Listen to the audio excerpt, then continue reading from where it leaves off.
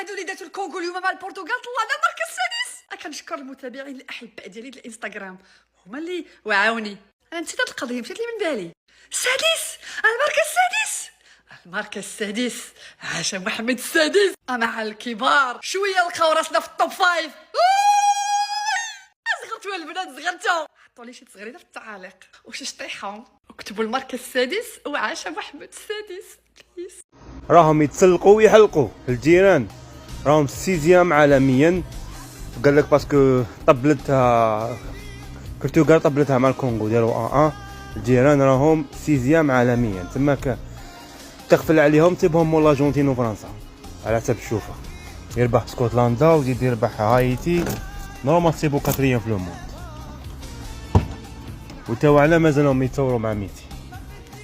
ما شاء الله تبارك الله، منتخب عربي يا جماعة يصل إلى هذه المرحلة ما قد شفناها بتاريخ كرة القدم. هذا الشيء غير مسبوق على الكرة العربية. عاد تعادل المنتخب البرتغالي مع المنتخب الكونغولي في المباراة الافتتاحية لهم يا اخوان بكأس العالم. المنتخب البرتغالي يهبط إلى المركز السابع في التصنيف العالمي، والمنتخب المغربي يصعد إلى المركز السادس فوق المنتخب البرتغالي. وانا بعد لو بيدي المنتخب المغربي ينحط توب 3 اقوى المنتخبات في العالم، مع المنتخب البرازيلي في المركز الخامس فوق المنتخب المغربي زي ما انتم شايفين. مع ان شفنا المباراة الأخيرة بينهم وشفنا تفوق المنتخب المغربي في المباراة. اهلنا في المغرب اللي قاعد يسوونه في كرة القدم اخر السنوات شيء يدعو للفخر. عموما يا جماعة شيء عظيم اللي قاعد نشوفه. اعطونا رايكم في الكومنتات، لا تنسون لايك وفولو حساباتي كلها فوق يا جماعة. تشاو رقات. الله السيرة بزاف السي. معلومة على السريع، المغرب اليوم ولا هو السادس عالميا، حنا هما السادس عالميا. علاش ولينا حنا السادسين عالميا؟ حيت البرتغال تعادلت مع كونغو الديمقراطية، البرتغال ولات هي السابعة وحنا هما السادسين، تقدمنا عليهم في النقاط. دابا احسن مركز كيوصل ليه المنتخب الوطني المغربي عبر التاريخ، كان الريكورد ديالنا هو التاسع عالميا، حنا هما السادسين دابا عالميا. السابعة هي البرتغال. الهربة. أيها الإخوان، المغرب دابا ولا السادس عالميا في التصنيف ديال فيفا بعد ما البرتغال عاد سالا ماتش ديالها وتعادلات مع كونغو الديمقراطية. بالتالي البرتغال خسرات 12 نقطة وحنا طلعنا السادسين عالميا، وهادشي اللي كاين وبالتوفيق المنتخب المغربي إن شاء الله. السلام عليكم. شيخ الله اكبر ولا حول ولا قوه الا بالله. المغرب ولا هو السادس عالميا والسادسين عالميا بعد تعادل البرتغال. المراكش جدك ولا هما السادسين عالميا، ما بقى لهم والو غير هما الاولين. الصراحه تقال المراكه هربوا على افريقيا بزاف. يا خوتنا شاتشي اللي وقع. ديما مغرب، الله الوطن الملك تلاح.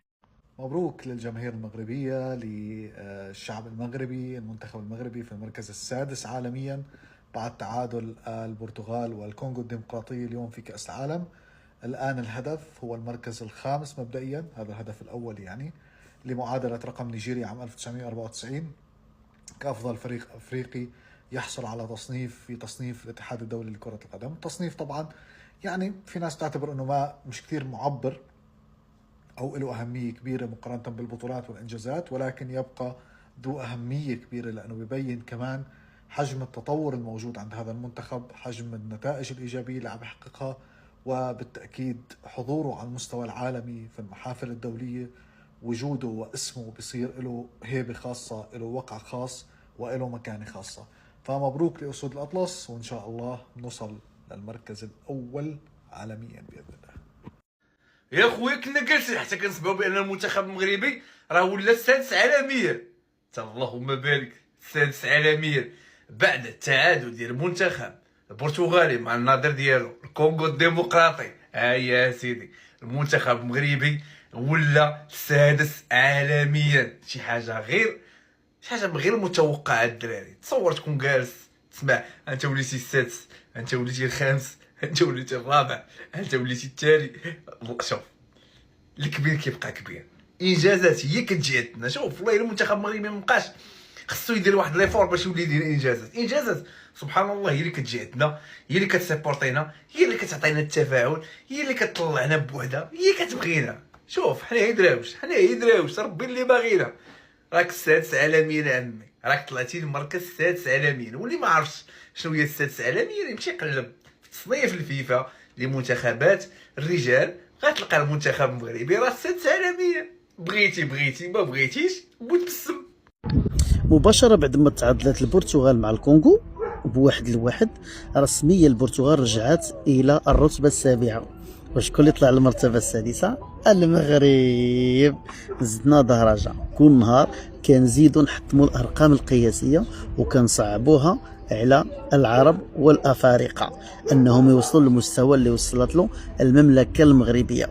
السادس عالميا عمركم تحلموا به ولو تلصق السما مع الارض، عمركم تحلموا به قسما بالله.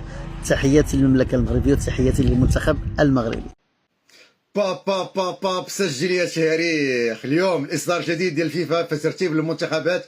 المنتخب المغربي اسود الاطلس كيزيحوا البرتغال وكيصبحوا هما في المرتبه السادسه عالميا. اكيد هاد الخبر غتفرح 40 مليون مغربي ملكا وشعبا، وغتفرح حتى الناس اللي كيبغوا المغرب، ولكن شي وحدين ربما ما غيجيوش الناس بهذه الخساره البارح. وزيد هذا الكلاسمون الجديد ديال المنتخب المغربي اسود الاطلس غيهرب بنادم لعقله. شوف كما قالت الفنانه ديالنا اسماء المنور، كنلعبوا دقه دقه وكنربحوا اي فرقه، فحنا ان شاء الله بقى نلعبوا دقه دقه ونربحوا اي فرقه، ولما لا تتوج بالكاس اللي اصبح حلم حقيقي للمنتخب المغربي. من بعد ما تكلموا علينا عندنا منتخب قوي، ما غاديش نسبقوا الاحداث. عندنا الحمد لله من بين احسن لي ميليو تيران حاليا في كاس العالم، وعندنا يعني مدرب محنك ودعوات ديك اكثر من 40 مليون مغربي. لما لا ما تفكوش مع لا كوب دي موند، حتى حنا من حقنا نحلموا ونمشيو كما قال الوليد الركراكي، ماشي نلعبوا ونجيو لا نتقاتلوا ونجيبوا الكاس. من بعد استواء بما حقق كاس العالم ديال ايفا وعلى حساب الارجنتين وما ادراك من الارجنتين، لما لا دعواتكم المغاربه، واللي ما بغاناش ما عينو. السلام عليكم. شي داروا المغرب ماشي مزيان، بدا هو وليد الركراكي. هادشي دار المغرب ماشي مزيان، وصل لافريقيا حرام عليهم ولا تحرام عليهم. المغرب شنو دار؟ بين افريقيا كان بان كاس العالم سهله، هي راه ماشي سهله. احنا اللي صعاب.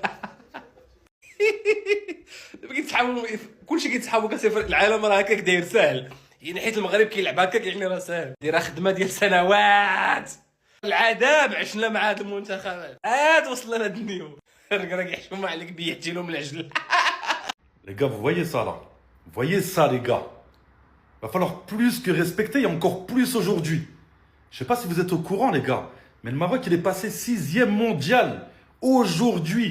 Ça veut dire que dans le monde entier, vous savez le globe là où il y a plein de pays, ben il y a que 5 pays qui sont devant nous dans le monde entier les gars. 6e mondial, wallah je vais aller dormir. والترى ما علينا ما بينا قال لك المنتخب المغربي كيتصنف سادس عالميا من بعد البرتغال تعادل هو كونغو الديمقراطية. سلام الفيفا كيوصل المنتخب المغربي سادس عالميا، وان شاء الله مازال الخير نزيدو طلونصاو شي مرتبة اللي تكون احسن من السادسة، والقادم اجمل ان شاء الله.